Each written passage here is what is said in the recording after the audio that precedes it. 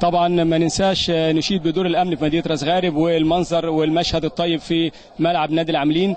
معانا ومعاكم سيد العميد حسين محي الدين مأمور قسم راس غارب، بنحييك يا باشا. اهلا وسهلا. اهلا وسهلا. بنشكر القناه وبنشكر المضيفين والساده المستضيفين عشان هم الحمد لله عند حسن الظن وملتزمين يعني وبيحترموا بعض، لأن الرياضة دي أولا وأخيرا هي سلوك حضاري بيقرب الشعوب من بعضيها وبيقرب البلاد من بعضيها وبيحبب الناس في بعض.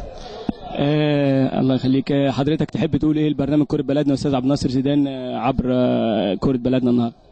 احنا بنشكر القناة طبعا، مستوى عالي ومستوى جيد وبيوصل الرياضة وبيوصل الحاجة اللي بتحبها للناس علشان يكونوا متواصلين مع المجتمع كله ويكون في ترابط بينهم وبين بعضهم، ودي يعني سمات الشعوب، لأن الرياضة هي اللي بتخلي الناس مع بعضها يعني في ألفة ومحبة وفي تقارب بينهم وبين بعضهم.